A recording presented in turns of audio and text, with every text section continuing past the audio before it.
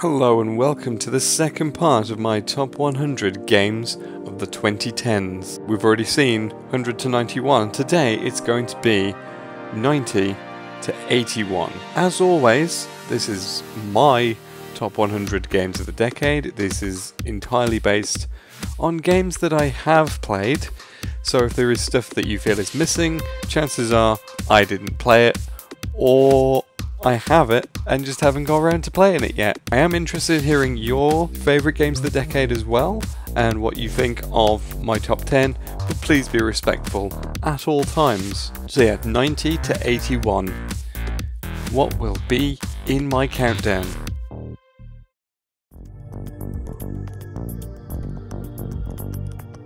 So this entry is slightly cheating because it's two games. It is Blackwell Deception and Blackwell Epiphany, both of which are part of the Blackwell series, which also has three games that came out in the last decade. The reason I've kind of grouped them is because they ended up next to each other on my ranking, and I felt like I'd just be saying the same thing because they ultimately feel like two chapters in one big story grouped with the previous three games as well. These games are really they're small, very low budget indie titles. They're point-and-click adventures about a medium called Rosangela Blackwell and her spirit guide, Joy Malone, who's the ghost of some 30s guy. Then they kind of go around New York and try and help out ghosts who've got unfinished business and try and help them move on and all that sort of stuff. It's a mystery thing. A lot of it is trying to figure out what happened to them, how they died. It's a bit low budget, and you can tell, especially in some of the audio quality, but for the most part, the writing is just top notch. It is really, really good. There is some really good characterization, particularly between Rosa and Joey. They're a really good duo, they have great chemistry, but also just a lot of the ghosts, they've got really sympathetic stories, and it's all really well written, and there are plenty of moments that just made me go, oh my god, which is good. That's what you want out of a murder mystery point-and-click adventure. Puzzles are pretty good. They're fairly easy to figure out in a good way. They're not moon logic, and yeah, I just think, they're kind of very underappreciated point and clicks, but I'm glad that I played them, so they get to be grouped together on this position.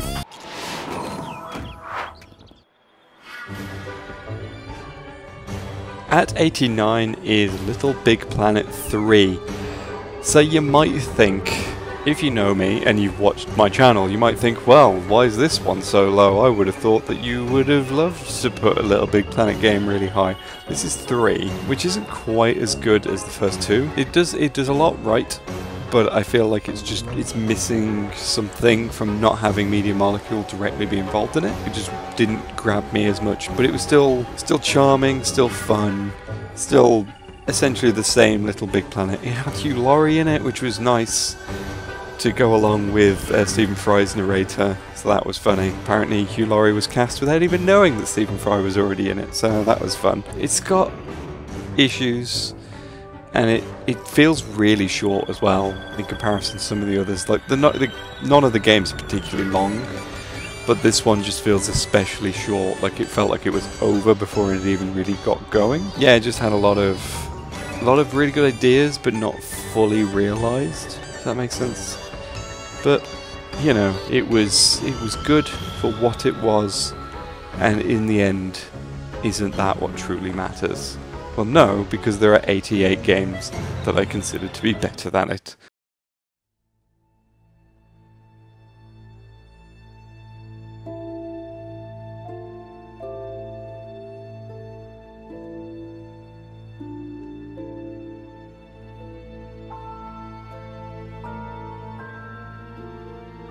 Forgotten Anne is a cinematic platformer that uses a lot of hand-drawn animation.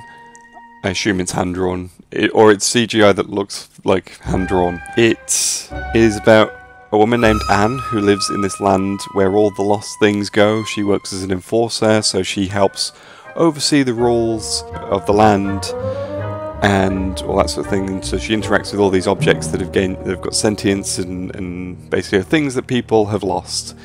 And it's a really, really nice little cinematic platformer. Think of something like Abe's Odyssey, but if Studio Ghibli made it, is kind of where we're going with this. It's very Ghibli-esque. The animation is very Ghibli-esque. The storyline is as well, to be fair. The Land of the Lost Things and all that. It's got some really great concepts. Some of the writing falters here and there, particularly towards the end. I wasn't too satisfied with the ending, but for the most part it was a really good experience. It's a very simple game. It's a cinematic platformer, so there's only really often one solution to doing anything, but they really kind of got the atmosphere right, and it's mostly on those visuals. Just look at this animation. Look how good this animation is. It's so good. But yeah, it's a pretty good game. It's not the best, but it was a good experience, and I'd say it was worth some time. Let's go. It's really hard to talk about the new Super Mario Bros. Series in any sort of depth, because as someone whose first game was Super Mario Bros., the whole series is just kind of a constant. It's just there. This is kind of the first video game I played, but updated, essentially. And it's the new Super Mario Bros. Series generally doesn't expand on the formula too much. It doesn't do anything revolutionary, it doesn't take Mario forward in any way, but it's hard to deny these games are really well made, and they are very consistent with how well made they are. That's kind of why New Super Mario Bros. U is here. Super Mario Bros. Being the first game I played means that this series is kind of like a comforting thing. It's kind of just, it's something that's always there. You can just jump in, you know what it's about, you can play it and have a good time. You don't need to think too much about it. Just enjoy the ride, really. And sometimes that's all you really need out of a game, and New Super Mario Bros. U really does a good job of that. It's just a really solid 2D platformer that I can't really describe why it's good. It's just good.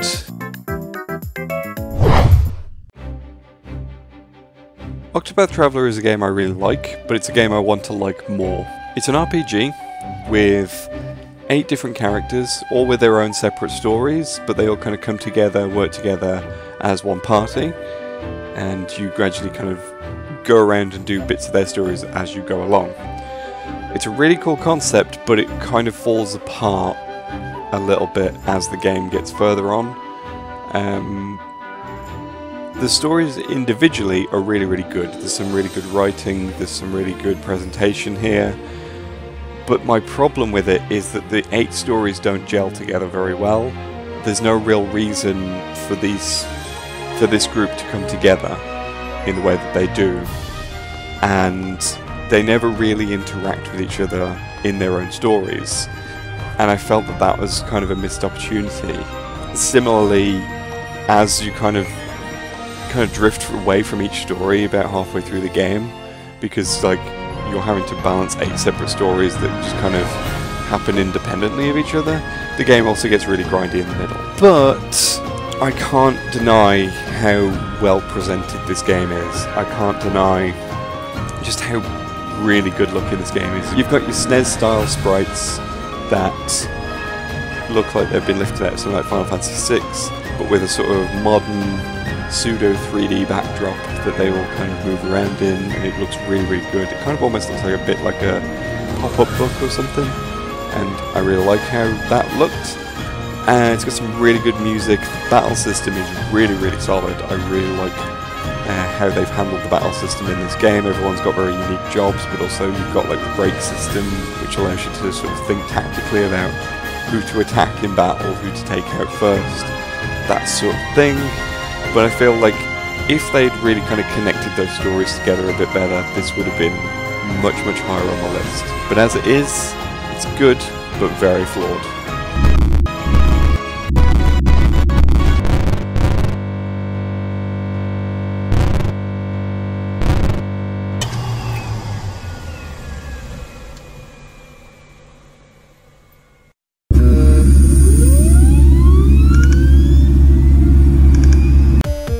Pony Island is a really hard game to describe.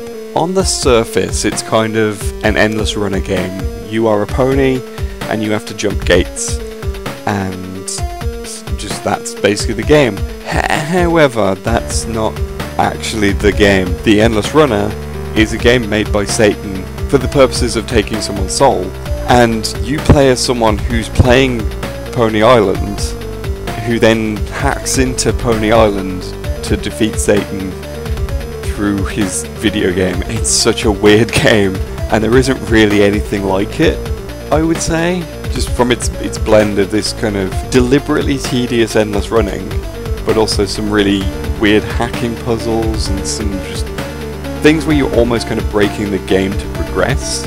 It's a really short game, but it does suffer a little bit from some pacing issues, but on the whole is a really good, solid experience that just does some really interesting things. There's some stuff it does, like in the final quote-unquote boss battle, when they happened, they're very meta things, and honestly they're kind of things that explain why the game has never been released in anything but Steam, because they're very reliant on the Steam structure and how that works. I'm not going to spoil it, but it's very good. It was the sort of thing that made me go, oh really, you did that? Okay, I see what you did there. But yeah, loads of really cool ideas, and it's definitely worth checking out if you like games that are a bit weird and a bit meta.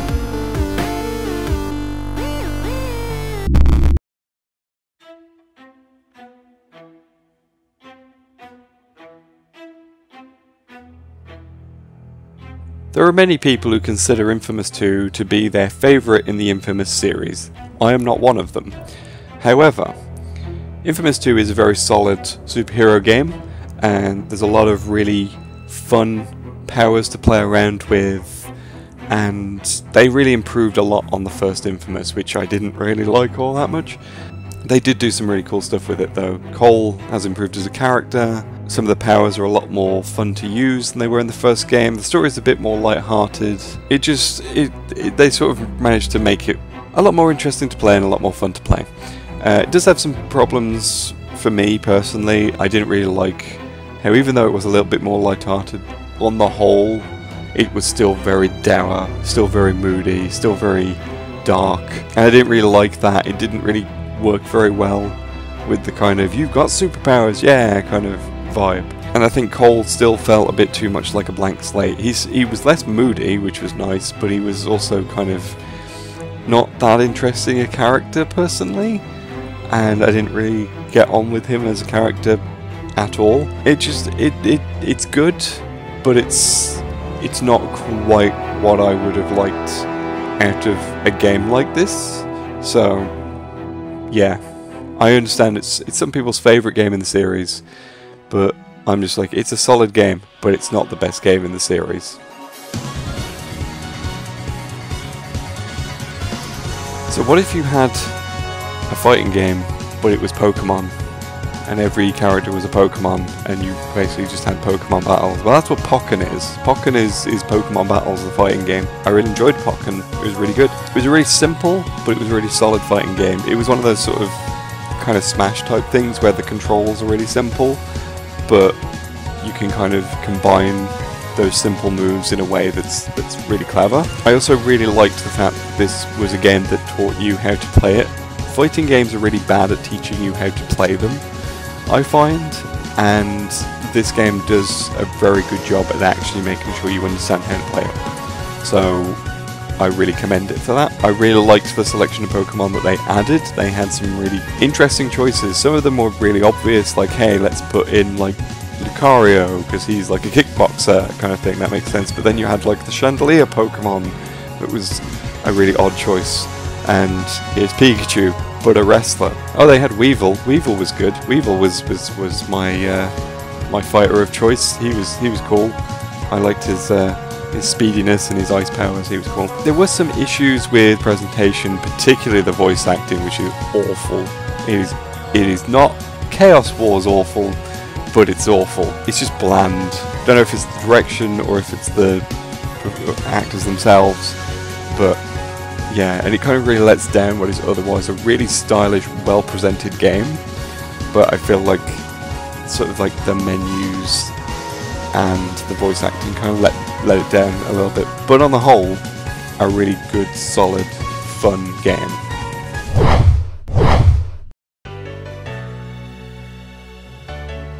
The Sonic series has always been quite hit and miss in later games, but early in this decade they kind of got it to a place where it felt right, and that was mainly through Sonic Unleashed, but not the Werehog parts, but specifically the sort of speedy bits with normal Sonic, which they sort of carried over into Sonic Colors, and Sonic Colors did away with all of the Werehog stuff and just kept it to the good stuff, and it's another really good, fun platformer as a result. It's not the most amazing game, but it's really, really fun. It's kind of, honestly, a template for how Sega should have carried on doing the Sonic series, but they had to continue doing weird gimmicks and things like that later, and ruining all the goodwill that this kind of set up. I mean, this does have its own gimmick, but it actually works with the gameplay rather than impedes it. So the big gimmick is like the Wisp characters that give you special powers, but they're very much geared to the levels, and they kind of work with traversal and things like that as well, so it kind of all works quite nicely. I also really liked with this one, they kind of stopped taking it too seriously, which has kind of been the problem with Sonic as well, is like, you know, you don't have to look at something like Shadow the Hedgehog to see, like, oh look, we need to make it dark and edgy. This one, they just kind of threw all that out and just went, right, this is a Saturday morning cartoon, it's goofy as hell, and we're just going to play that up. And it doesn't matter, you know, that's what you want from something like this. It's just a really fun game that doesn't take itself too seriously, and I quite liked it.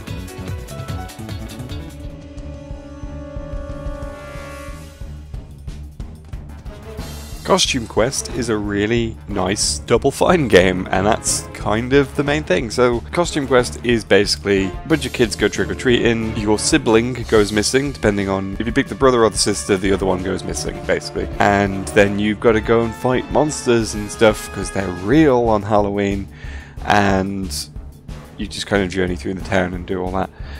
While also people are just generally celebrating Halloween, and it's just a really nice sort of celebration of that season, which is weird. You don't tend to see it in games very often. The big conceit is that characters can change their Halloween costumes, and it gives them different powers in battle and things like that, and I thought that was a really good system. They got a lot of really cool ideas going around. It's very funny. It's a Double Fine game. What else are you going to get out of this? It does suffer a little bit in the further the game goes on, the more repetitive the battles start to feel. There is a real problem with pacing when it comes to the random battles. They kind of happen too frequently, and there's not enough variation between them. But apart from that, like, everything else around that is just really, really nice. It's a really nice small-scale RPG that just plays off the Halloween tropes, really. So that's another 10 games down in this top 100 countdown. Tomorrow we'll be running from 80 to 71. What will be in it? Who knows? Well, I do, because I made the list.